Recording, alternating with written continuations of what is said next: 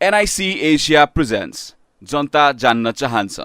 Title sponsor bank पनि साथी पनि राम्रो पनि हाम्रो पनि। स्पोन्सर्ड बाइ LIC नेपाल, जीवन रहँदा पनि जीवन पश्चात पनि। तपाईको फेभरेट रियल अब नयाँ ट्रेन्डी पेट बोटलमा। गर्वैदेखि बलियो भूगर्भ सिमेन्ट। स्तरीय प्लम्बिङको भरपर्दो नाम मार्बल। तोर भरपर्दो सेवाको लागि सधैँ र सदैवको लागि अष्टाङ्ग आयुर्वेद हस्पिटल। केबी स्याम डुबाल ब्रान्ड, हाम्रो सामान हाम्रै स्वाभिमान। जीवन बीमा गरौँ नेपाल लाइफ इन्स्योरेन्स, किनकि जीवन अमूल्य छ। नोबेल बैंक सँगै अघि। उसबे म पनि आजै नेपाल टेलिकमको एन्टी फाइबर सेवा लिन्छु। नेपाल टेलिकम, राष्ट्रको सञ्चार।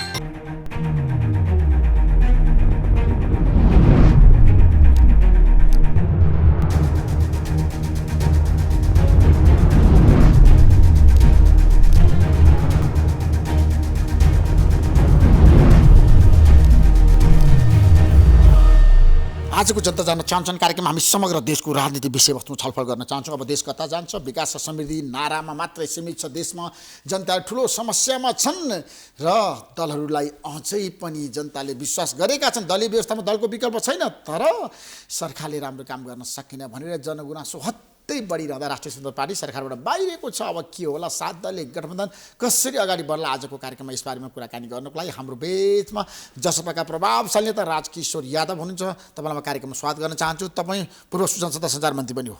धन्यवाद धन्यवाद। हाम्रो देशको सञ्चारकर्मीहरू के गलत समाचार सम्प्रेषण गर्ने व्यक्ति हुन् त? उनीहरूको कामै त्यही हो त? अब आज रविजीले भन्नुभयो, राष्ट्रिय स्वतन्त्र पार्टीको सभापतिले, लोकतन्त्रमा पत्रकार र पत्रकारितालाई राज्यको चौथो अङ्गको रूपमा सत्तालाई जहिले पनि खबरदारी गर्ने, सत्ताले ट्र्याक नछोडोस्, सही बाटो नबिराओस् भनेर त्यो एउटा पहरेदारको रूपमा सञ्चारको कर्तव्य हो, काम हो, दायित्व हो।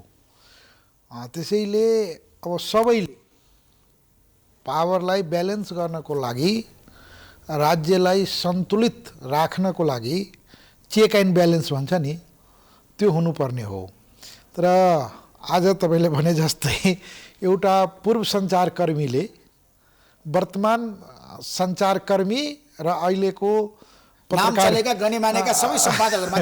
अहिलेको पत्रकारिताको अवस्थाको बारेमा जुन प्रकारको आक्रोशपूर्ण अभिव्यक्ति आरोपमा उत्रिनु हो, अब यसले त मलाई के लाग्छ भने सर्पको आँखा सर्पले देख्छ।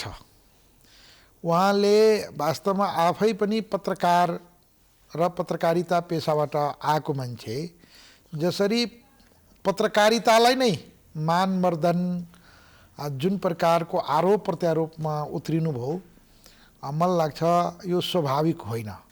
उहाँको प्रतिक्रिया के छन् तपाईँले हेर्नु भएको छ? तपाईँ त पढ्ने नेता पनि हो। यो राम्रो पनि होइन।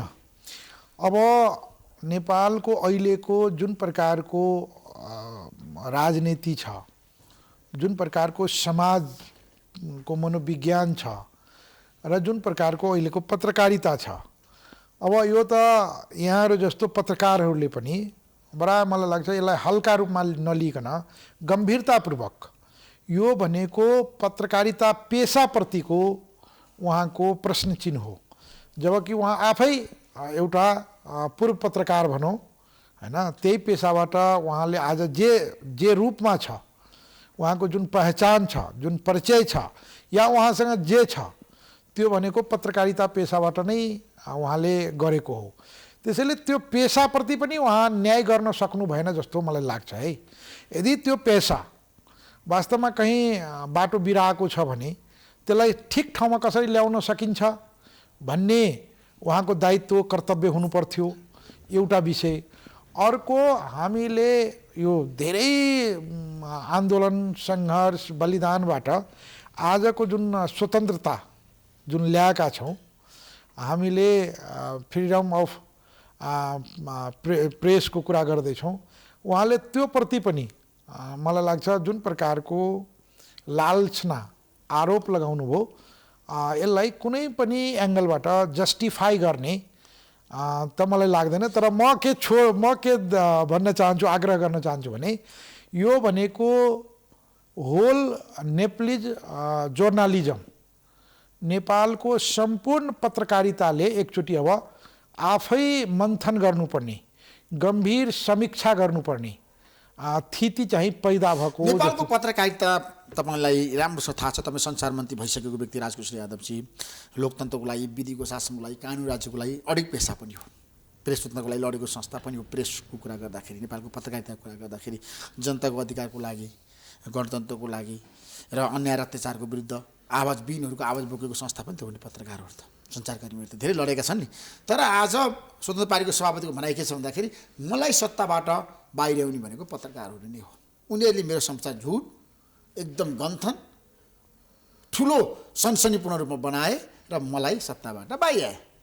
उहाँको अब आजको युग जुन छ नि ऋषिजी, यो नेपालमा मात्र होइन, ग्लोबल उसमा हेर्ने हो भने 21औं शताब्दी सूचनाको युग भन्छ, डाटाको युग भन्छ। त्यसैले आजको सञ्चारमा जुन प्रकारको क्रान्ति आएको छ, आज जोसँग डाटा छ नि, जोसँग सूचना छ, त्यो सबभन्दा शक्तिशाली मान्छे गनिन्छ। शक्तिको स्रोत नै सूचना र ऊ हो, इन्फर्मेसन हो।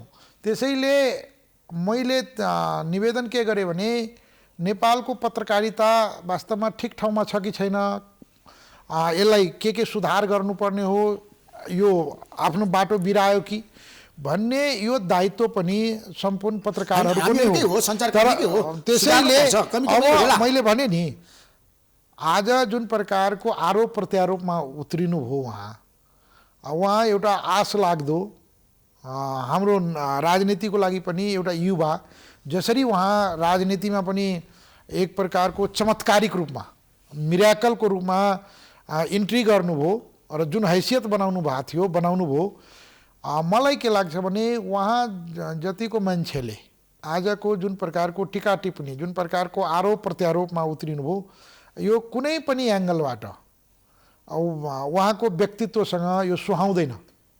उहाँले गर्न नहुने काम गर्नुभएको जस्तो लाग्छ।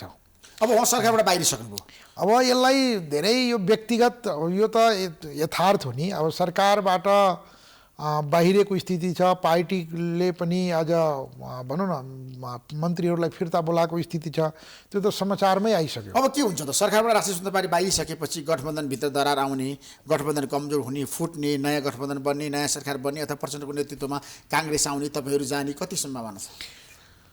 आजको उहाँको निर्णय र यो तपाईँको लास्ट 10 डेज भनौँ न, जुन प्रकारको विगत 10-12 दिनदेखि जुन प्रकारको नेपाली राष्ट्रिय राजनीतिमा घटनाहरू घटित भइरहेको छ, यो सामान्य घटनाहरू होइन। यसले दुईटा कुराको सङ्केत गर्छ। एउटा त कहीँ न कहीँ कोर्स करेक्सनतिर नेपालको राष्ट्रिय राजनीति जुन प्रकारको अहिलेको समीकरणहरू छ त्यसमा थोरै फेरबदल हुन्छ कि भन्ने सङ्केत छ। अर्को कुरा, नेपालको राजनीति ठिक ढङ्गले अगाडि बढिरहेको छैन। जे प्रतिबद्धता, जे कबुलनामा, जे जनताको बिचमा वचनबद्धता गरेको थियो, न त त्यो सरकार त्यो प्रति इमान्दारीपूर्वक काम गरिरहेको स्थिति छ, दलहरूको पनि त्यो प्रकारको रवैया जुन हुनुपर्थ्यो, काम कारबाही हुनुपर्थ्यो, त्यो देखिरहेको छैन। र राज्य कहीँ न कहीँ, नेपाली राज्य चाहिँ असंवेदनशील, गैर जिम्मेवारी ढङ्गले अगाडि बढिरहेको छ कि भन्ने तपाईँको एक प्रकारको सङ्केत को रूपमा यसलाई लिन सकिन्छ। त्यसैले मैले होइन, देश सङ्कटमा छ तपाईँले भन्नुभयो होइन, राजनीतिक स्थायित्व छैन, अब 7 दलको सरकार छ, त्यसमा पनि तलमाथि भइरहेछ। अब के हुन्छ कि राजनीति कुन कोर्समा जान्छ? मेरो भनाइ होइन, राजनीति अब मैले भने नि ठिक बाटोमा त गइरहेको छैन। अहिले हामीले ठुलो तपाईँको यो सरकारको मात्रै होइन, समग्र राष्ट्रिय राजनीतिको तपाईँको विमर्श गर्ने हो भने, तपाईँको विश्लेषण गर्ने हो भने वास्तवमा राजनीति जसरी जानुपर्थ्यो त्यो गइरहेको छैन। एउटा त हाम्रो यो व्यवस्था नै दलहरू दलतन्त्रको यो लोकतन्त्र चाहिँ दलतन्त्रको रूपमा रूपान्तरण भएको छ। दलहरूमा पनि गुट चाहिँ हावी भएको छ र गुटमा पनि नेताले तपाईँको यो सबै प्रक्रियाहरू आफ्नो अनुकूलमा व्याख्या गरेर जसरी काम कारबाही गरिरहेको छ। जनताप्रति जन उत्तरदायी हुनुपर्ने हो। जनताको मुद्दाहरूलाई जसरी सम्बोधन गर्नको लागि इमान्दारीपूर्वक अगाडि बढ्नुपर्ने हो, त्यो भइरहेको छैन। त्यसैले मैले यो विगतको 10-12 दिनको घटनालाई हेर्ने हो भने मैले लास्ट पार्लियामेन्टमा सम्बोधन गर्दा भनेको थिएँ, यो सरकारको या त नाक कटिन्छ या त जान जान्छ। नाक कटिनु भनेको या त यो सरकारले आफ्नो इज्जत बचाउँछ, जुन प्रतिबद्धता गरेको छ जनतासँग, कबुलनामा गरेको छ, या त सरकारले त्यो जनताप्रति जन उत्तरदायी भएर अगाडि बढ्छ। होइन भने सरकार चाहिँ यताउति हुन्छ, सरकार ढल्छ। आजको यो घटनाले तपाईको भनौँ न सरकार भनेको जुम्मा 8 दिन जस्तो भएको छ। जसरी एकदम सबै कुरा अपरझट भएको थियो नि, तपाईको सरकार 12 बजेसम्म एउटा गठबन्धनमा कुराकानी भइरहेको थियो, एउटा समूहसँग कुराकानी भइरहेको थियो, त्यहाँबाट निस्केपछि 2 बजे अर्को समूहसँग कुराकानी भयो र 7 दलीय गठबन्धनको सरकार बन्यो। र सरकारमा जुन प्रकारको एउटा गठबन्धनहरूको बिचमा वैचारिक, सैद्धान्तिक र राजनीतिक कार्यक्रमिक रूपमा जुन एकरूपता हुनुपर्थ्यो, जुन वैचारिक दृष्टिकोणमा एकरूपता हुनुपर्थ्यो, जुन चाहिँ गोलमा प्राप्त गर्नको लागि जुन प्रकारको प्रतिबद्धता हुनुपर्थ्यो, त्यहाँ के देखियो भने सरकार नै सब थोक हो या सत्ता नै सब थोक हो। जुन चिन्तन विकास भएको छ नेपाली राष्ट्रिय राजनीतिमा, त्यो भनेको चिन्ताको विषय हो, त्यो भनेको सबभन्दा डरलाग्दो विषय हो। आजको शर्मा ओलीको सम्बोधन तपाईँले हेर्नुभयो, उहाँले पनि कटाक्ष गर्नुभएको छ काङ्ग्रेसमाथि। काङ्ग्रेस गठबन्धन तोड्न चाहन्छ, सरकार ढाल्न चाहन्छ, राष्ट्रिय सहमति बिगार्न चाहन्छ। राष्ट्रिय सहमतिको नाममा काङ्ग्रेसले अब सरकार ढाल्ने रणनीति बनायो, अब त्यसमा सफल हुनै सक्दैन, हुन दिन्न भन्नुभएको छ। तपाईँ के भन्नुहुन्छ? मैले उहाँको सम्पूर्ण त्यो सम्बोधन सुने, तर अब एउटा त पार्लियामेन्टको गरिमा र उहाँको सम्बोधन जसरी एउटा दलप्रति लक्षित हैन, कुनै व्यक्तिप्रति लक्षित, मलाई के लाग्छ भने हाम्रो राजनीतिको जुन स्ट्यान्डर्ड छ त्यो डिग्रेडिङ भइरहेछ क्या। त्यो हामी एकदम आरोप प्रत्यारोपमा, जबकि हाम्रो सामु ठुला चुनौतीहरू छ, काम गर्नुपर्ने छ। जनता चाहिँ आज तपाईँ यदि ऋषिजी हामी संवेदनशील हुने हो भने, हामी वास्तवमै जिम्मेवार हुने हो भने, तपाईँको यो सदनको अगाडि एउटा नेपाली युवा म गरी खान पाएन भनेर आत्मदाह गर्छ। आज राज्य कति असंवेदनशील भयो, दलहरू र जनप्रतिनिधिहरू कति निकम्मा भए, राज्य कतिको गैर जिम्मेवार छ भन्ने कुरा यसको घोतक हो, यो देखाउँछ। प्रेम आचार्यको आत्मदाह खाली प्रेम आचार्यको आत्मदाह होइन, त्यो भनेको नेपाली युवाहरूको एक प्रकारको राज्यप्रतिको विश्वास टुट्नु हो, विश्वासप्रतिको विद्रोह हो। त्यो पनि तपाईको त्यो सदनको अगाडि मेन गेटमा जहाँबाट यो राज्यको जिम्मा लिएको छ, नेपाली जनताको भविष्यको जिम्मा लिएको छ, म अब तिमीहरूको शान्ति सुरक्षा, तिमीहरूको जीवन उपार्जनदेखि सबै कुराको जिम्मा लिन्छु भनेर बसेको ठाउँको नाकै अगाडि त्यत्रो घटना हुँदा जुन गम्भीरता देखाउनु पर्थ्यो, मैले अस्ति भने यो सदन कति असंवेदनशील भयो, यो त मुर्दाहरूको सदन भयो जस्तो लाग्यो। आज त्यो बहस हुनु पर्थ्यो, प्रभावकारिता छैन जनताको बारेमा, त्यसले जुन मुद्दा उठान गरे नि, हैन मुद्दाहरु उठान मैले त्यही कुरा ऋषि आफ्नै पार्टीको लागि जति लागि उले जुन मुद्दा उठायो नि, हैन हाम्रो समाज पनि असंवेदनशील भइगयो। हाम्रो समाज वास्तवमा उनले जुन प्रकारको सामाजिक, राजनैतिक र तपाईको यहाँको आर्थिक भनौँ या व्यापार चाहिँ सिन्डिकेट्सको रूपमा भइरहेको छ, राज्य असंवेदनशील भइगयो, प्रक्रियाको नाउँमा झन्झटिलो कामै नगर्न दिने तपाईको व्यवस्था भएको छ। र समाज पनि हाम्रो नेपाली समाज कस्तो थियो भने एकअर्कालाई सहयोग गर्ने, एकअर्कालाई पिरमर्का हुँदा त्यो पनि तपाईको भएन। त्यसैले हामी कता गइरहेको छौँ भने त्यो एउटा सङ्केत हो। तपाईँको गाउँमा दूरदराजमा अब आज त तपाईँको हेर्नुहुन्छ भने बाउले छोरालाई छोरीलाई तपाईँको जलाइदिने मारिदिने, अब तिमीलाई पाल्न सक्दिन भनेर श्रीमानले श्रीमतीलाई जलाइदिने। तपाईँको छोरोको बिहेमा रामदेव मरिक सप्तरीको एकजना महादलित, त्यो मरिक भनेको डुम जातिबाट हो, जबकि त्यो समाजको सबभन्दा तल्लो पिँधमा रहेको छोरोको बिहेमा ऋण लिँदा त्यो ऋण तिर्न नसकेपछि त्यो इज्जत जोगाउनको लागि आत्महत्या गर्छ। हामी राज्य कहाँ छ, यो सरकार कहाँ छ भन्ने कुरा यसबाट प्रष्ट हुन्छ। त्यसैले अहिले त म के देख्छु भने होल नेपाली राज्य सत्ता जसरी गैर जिम्मेवार, जसरी असंवेदनशील र जसरी प्रभावकारिता हुनु पर्थ्यो त्यो भइरहेको छैन। त्यसैले यसको होल रिफर्म हुनु पर्यो। रिफर्म हुनु पर्यो। तर तपाईँहरू पनि त सरकारमा हुनुहुन्छ नि, तपाईँले पनि समर्थन गर्नु भएको छ नि त। अब अहिले त प्रचण्डलाई विश्वास मात्रै होइन, यस्तो छ विश्वासको खोइ त काम भएको। अहिले अब गर्ने के, यो बाध्यताको एउटा उपज हो। हामी त्यही भएर यो सरकार जोइन गरेको छैन, हामी यही भएर यो सरकारमा गएको छैन। किन नजाने तपाईँहरू सरकारमा? त्यही त भने हामी सरकार भनेको हाम्रो लागि जिम्मेवारी हो। सरकारमा जानु भनेको हामी जनताको सेवा गर्नको लागि, जनताको काम गर्नको लागि।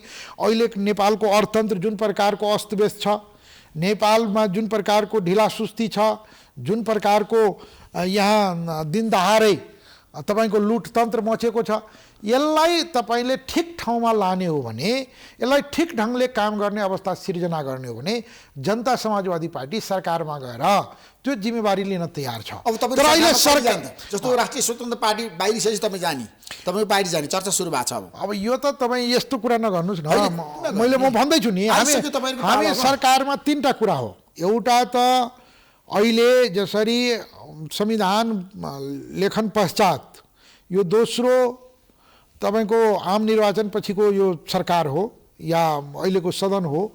त्यसैले त्यो पिस प्रोसेस 12 बुँदे सम्झौता हुँदै अहिलेसम्म जुन प्रकारको पिस प्रोसेस अगाडि बढ्यो, यो डिरेल त हुने होइन भन्ने हामीलाई चिन्ता छ। जसरी सरकारमै बसेको मन्त्रीहरू सरकारमा बस्ने, मन्त्रीको सबै सुविधा लिने, तर संविधानको धज्जी उडाउने, संहिता मान्दिन, गणतन्त्र मान्दिन भन्ने जुन प्रकारको हरकत देखाइरहेको छ, यो भनेको राजनीति अपराध हो, यो भनेको राजनीति बेइमानी हो, यो भनेको राजनीति दिवालियापन हो। पहिलो कुरा त यो सरकार गणतन्त्रप्रति, संहिताप्रति या यो संविधानको जुन फन्डामेन्टल कुराहरू छ त्यो प्रति प्रतिबद्ध छ कि छैन। अब प्रधानमन्त्रीले अप्पर हाउसमा कानुन मन्त्रीसँग स्पष्टीकरण लिन्छु तर लिनु भएन, तर लिएन। संहिता विरोधीहरू छन्, यो पाराले कहाँ जान्छ, यो पाराले कहाँ पुगिने हो, एउटा विषय त्यो। अर्को विषय सुशासनको सवालमा आज तपाईँ हेर्ने हो भने सरकारमै भएका मन्त्रीहरूको इन्ट्रेस्ट कन्फ्लिक्टका कुराहरू हैन, जहाँ जहाँ स्वार्थ बाजिएका छन्। ठेकेदार चाहिँ शहरी विकास मन्त्री हुने हैन, शिक्षा माफिया भने शिक्षा मन्त्री हुने भन्ने जुन प्रकारको बाहिर तपाईहरुकै मिडियाहरूबाट या आम एउटा पार्लियामेन्टभित्र त्यो गरिमामय सदनभित्र कुरा उठ्दा पनि जुन प्रकारको सरकारले संवेदनशीलता देखाउनु पर्थ्यो त्यो देखाएको छैन। भनाइको मतलब के हो भने सरकार सुशासनप्रति पनि त्यो प्रकारको जिम्मेवारी देखिएन। तेस्रो कुरा के हो भने जुन प्रकारको सरकारले विश्वासको मत लिनुभन्दा पहिले सामान्य प्रधानमन्त्रीले जुन प्रतिबद्धताहरू जाहेर गर्नुभयो, आज नेपाली किसानले अब मलको समस्या भोग्नु पर्दैन भन्नुभएको थियो। आज सरकार बनेको कति दिन भइगयो, तपाईको अहिले पनि किसानहरू 1 किलो मल पाएको स्थिति छैन। यो सब चाहिँ गफको विषय भयो। आज युवाहरू तपाईको आत्मदाह गर्नुपर्ने, जबकि हाम्रो अहिले सबभन्दा ठुलो समस्या युवाको बेरोजगारीको आत्मदाह अहिले धेरै बढिरहेछ। समस्यामा छन् युवाहरू, किन रोजगारी छैन। त्यसैले नेपालीहरूलाई ठुलो पीडा छ। आज तपाईको व्यापारीहरूको आज हेर्नुहोस्, तपाईको बैंकको जुन प्रकारको जसलाई जे मन लाग्यो, यो देशमा सरकार छ कि छैन भने अनुभूति भइरहेको छैन। राज्य भनेको सरकार जनताहरूसँग दोहन कसरी गर्ने या जनतालाई कसरी पिरमर्का दिने यो पीडकको रूपमा जुन स्थापित हुन खोज्दैछ। त्यसैले जनता समाजवादी पार्टी हुन हामीले उठान गरेका मुद्दाहरू हेर्ने हो भने हामीले यो मुलुकको राज्य व्यवस्था जुन प्रकारको असमावेशी छ, असंवेदनशील छ, गैर जिम्मेवार छ भन्दै आएका थियो। आज अरूले पनि भन्न थाल्यो। अब कस्तो गठबन्धन भन्छ तपाईँ ठ्याक्कै मलाई बताउनुहोस्। होइन अहिले देश त ऋषिजी अब सरकार तपाईँको होइन। आज तपाईँको यो मैले त्यही त भन्दैछु। आज पूर्व प्रधानमन्त्रीले नेकपाका अध्यक्षले अदालतको निर्णय प्रक्रियामाथि प्रश्न उठान गर्यो। भन्नुभयो त संविधान। अब हामीले होइन त्यही त। त्यसैले यो व्यवस्था नै के हुने हो। अब जुन प्रकारको कार्यकारी होइन कार्यकारिणी अधिकार सहितको कार्यकारी मान्छेहरूले जसरी बिहेभ गर्नु पर्थ्यो, अब हिजोसम्म एउटा पूर्व पत्रकार पूर्व गृहमन्त्रीको रूपमा जसरी आज अभिव्यक्तिहरू आयो, यसले के देखाउँछ भने हाम्रा राज्यका त्यो अवयवहरू मेकानिजम जुन छ त्यो कहीँ न कहीँ असफलतिर गइरहेको छ। यो पाराले काम हुँदैन। अब कस्तो सरकार बन्छ मेरो प्रश्न त्यहाँनिर क्या तपाईँलाई। किन सरकार त चाहियो देशमा? सरकार त छँदैछ नि। यही सरकार रहन्छ, प्रचण्डको नेतृत्व तपाईँहरू जानुहुन्छ। अब हामी जाने नजाने भन्ने ठुलो कुरा होइन। सरकार त अहिले छँदैछ नि। अहिले सरकार छ तर तपाईँहरू सरकार बाहिर हुनुहुन्छ नि त। हामी बाहिर भएर त के हो, यो सरकारले जनताको लागि राम्रो काम गरिदियो, जनताले सरकार छ भने अनुभूति गर्न पायो भने हामीसँग जानु नजानुसँग धेरै ठुलो। जुनसुकै बेला पनि सरकारमा जान सक्नुहुन्छ। हामी सरकारमा जानु भनेको मैले तपाईँलाई ठ्याक्कै भनिदिनुहोस् न। अहिले ठ्याक्कै भने प्रश्नै हुँदैन नि। ठ्याक्कै कुरो के हो भने यो सरकार तपाईँको जिम्मेवारी साथ जनतासँग जे प्रतिबद्धता गरेको छ, जे कबुलनामा गरेको छ र संविधानप्रति इमान्दारीपूर्वक संविधानको इम्प्लिमेन्टेसनको सवालमा, त्यसपछि जनतालाई अनुभूति गराउने गरी काम गर्ने सवालमा यदि हामीलाई त्यो वातावरण सिर्जना भयो भने हामी सरकारमा जाने हो। खाली सरकारमा एक दुई थान मन्त्री खानको लागि, अवसर लिनको लागि, भत्ता लिनको लागि मात्रै सरकारमा जाने हो। केपी शर्मा ओली, रवि लामी छाने र राजेन्द्र निग्दे सरकारबाट बाहिरिनु भयो भने तपाईँहरू बचाउन सक्नुहुन्छ प्रचण्डलाई? अब त्यो त यस्तो छ, को बाहिरिने को भित्रिने त्यो विषय होइन। विषय के हो भने राजनीति ठिक ढङ्गले अगाडि बढ्छ कि बढ्दैन, सरकार ठिक ढङ्गले काम गर्छ कि गर्दैन, सरकारले आफ्नो जिम्मेवारी पुरा गर्छ कि गर्दैन। एक थान सरकारको लागि आज सरकार त सधैँ थियो नि, सरकार बिना त तपाईँको देश रहेन। तर अहिलेसम्म जुन प्रकारको अवस्था सिर्जना भयो, आज किसानहरू मल पाइरहेको छैन होइन, बिरामीहरू औषधि पाइरहेको छैन, युवाहरू रोजगार पाइरहेको छैन। तपाईँ पत्रकारहरूले अर्को पत्रकारले अब मार्छु पिट्छु भनेर खुलेआम चुनौती खाइरहनु भएको छ। त्यसैले ऋषिजी यो गम्भीर विषय हो। विमर्श हाम्रो के हुनुपर्ने हो भने हाम्रो नेपाली समाज कता गइरहेछ, हाम्रो राजनीति कता गइरहेको छ, राजनीति ठिक ढङ्गले अगाडि बढिरहेछ कि छैन, र हाम्रो राज्य व्यवस्था होल जुन राज्य छ त्यो अगाडि गइरहेछ। आज तपाईँले गम्भीर प्रश्न उठान गर्नुभयो। त्यसैले एउटा सुन्नुहोस् है, अरू विषय फेरि कुरा आउला। उहाँले के भन्नु, जसले मेरो विरुद्ध समाचार लेख्छ म पार्टी कार्यालयमा होइन त्यही अफिसको कार्यालयमा जान्छु, पत्रिकाकै कार्यालयमा जान्छु र ती गएर म प्रतिवाद गर्छु, विरोध गर्छु र म गाली गलौज गर्छु, म चुप लागेर बस्दिनँ। यो भनेको एउटा प्रतिवाद गर्छु भन्नु उहाँले। सुन्नुहोस् न, जहाँ जसले मेरो विरुद्ध समाचार छाप्छ लेख्छ त्यसको विरुद्ध अफिसमै गएर प्रतिवाद गर्ने। यसको मतलब के हो भने राज्य असफल भइसक्यो। यसको मतलब के हो भने उहाँ पूर्व गृहमन्त्री पनि हुनुभएको हो होइन, अहिले निवर्तमानै हो। त्यसैले उहाँले राज्य कसरी काम गर्छ, राज्यमाथि उहाँको विश्वास टुटेको हो।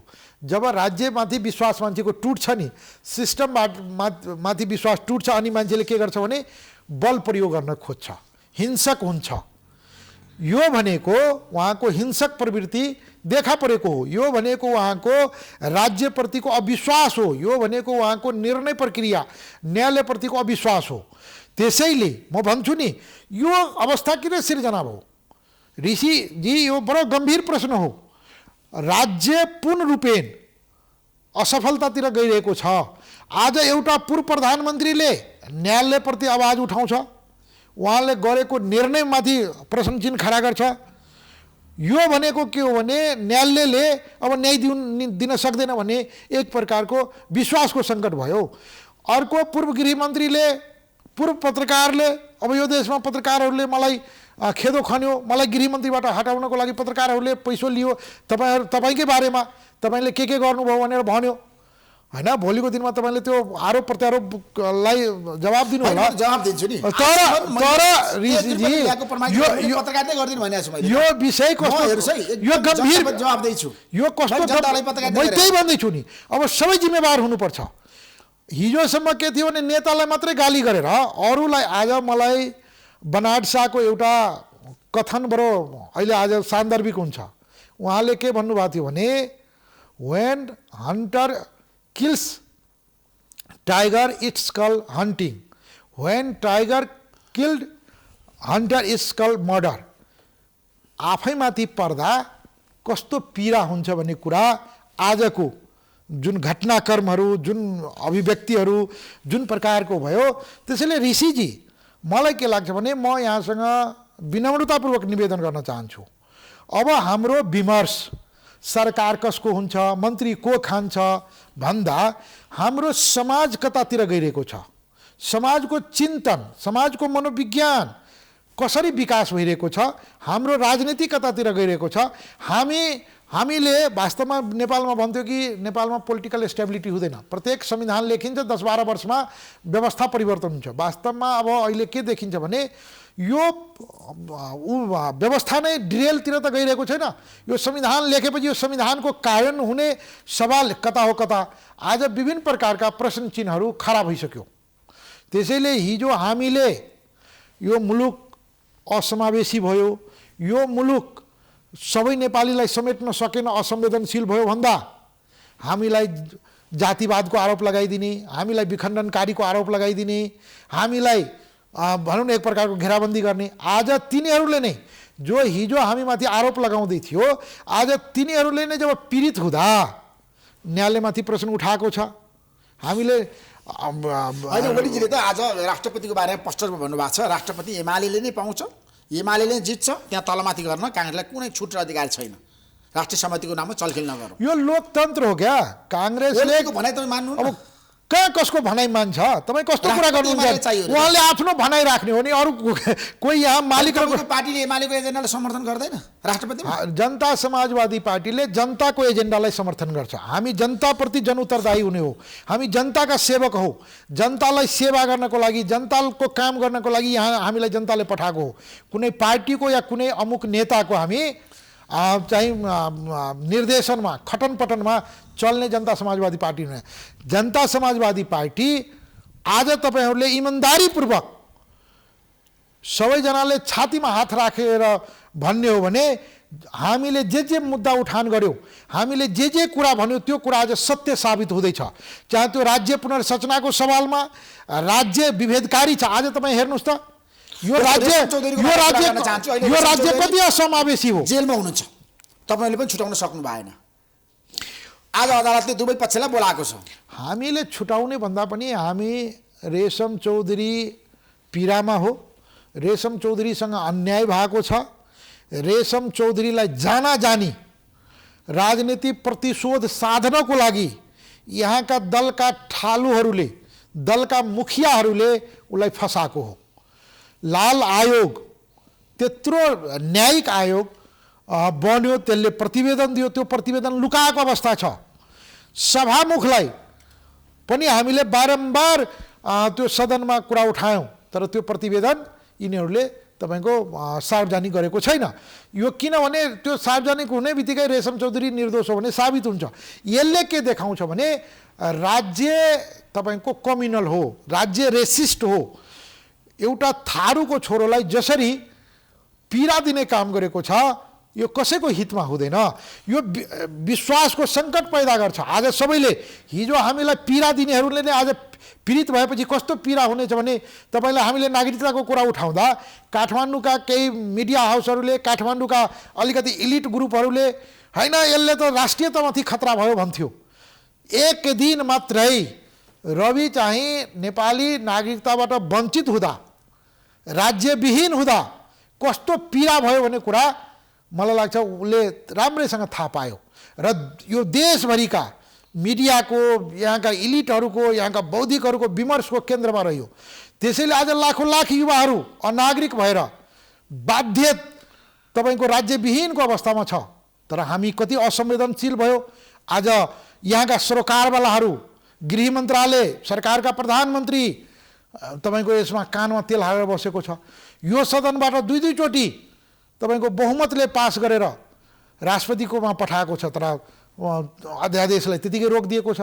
त्यसैले विषय के हो भने एउटा प्रतिनिधि घटना हो रेशम चौधरी, तर आज तमाम यो देशको शोषण उत्पीडनमा परेका जनता, तमाम यो देशका थारू, दलित, मधेसी तपाईँको यो राज्य वास्तवमा कस्तो व्यवहार गर्छ भन्ने कुरा राम्रोसँग निहालेर ठ्याक्कै अब जाँदै राष्ट्रिय सहमति हुन्छ राष्ट्रपतिमा कसले जित्छ?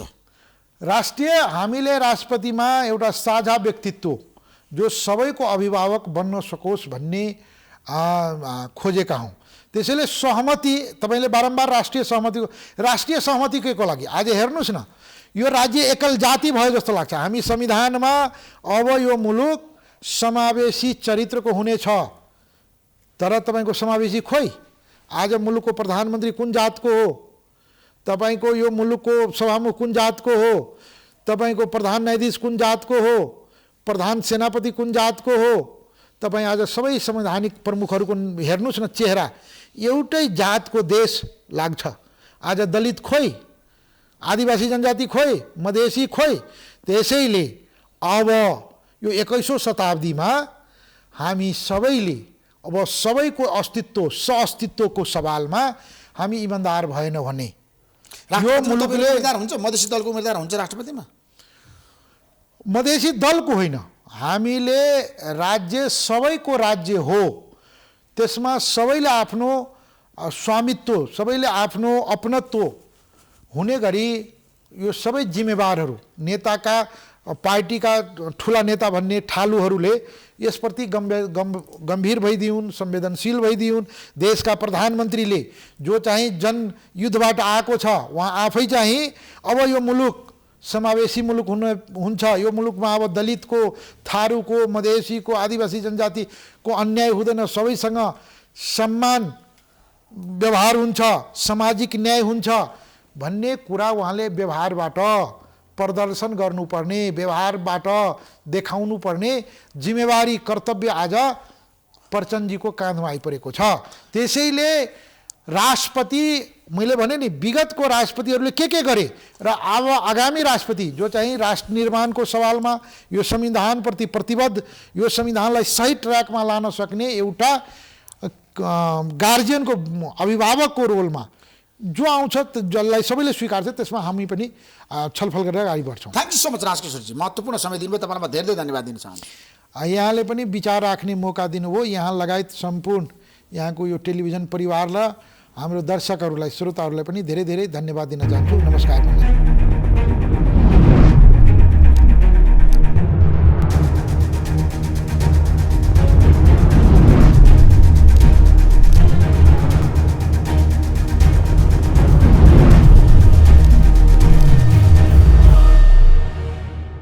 NIC Asia presents जनता जान्न चाहन्छन्। टाइटल स्पोन्सर बैंक पनि, साथी पनि, राम्रो पनि, हाम्रो पनि। स्पोन्सर्ड बाई LIC नेपाल, जीवन रहँदा पनि जीवन पश्चात पनि। तपाईको फेभरेट रियल अब नयाँ ट्रेन्डी पेट बोतलमा। गर्वैदेखि बलियो भूगर्भ सिमेन्ट। स्तरीय प्लम्बिङको भरपर्दो नाम मार्बल। तोर भरपर्दो सेवाको लागि, सधैँ र सदैवको लागि अष्टाङ्ग आयुर्वेद हस्पिटल। केबी सैम डुबाल ब्रान्ड, हाम्रो सामान हाम्रै स्वाभिमान। जीवन बीमा गरौँ नेपाल लाइफ इन्स्योरेन्स, किनकि जीवन अमूल्य छ। नोबेल बैंक, सँगै अघि। उसबे म पनि आजै नेपाल टेलिकमको एन्टी फाइबर सेवा लिन्छु। नेपाल टेलिकम, राष्ट्रको सञ्चार।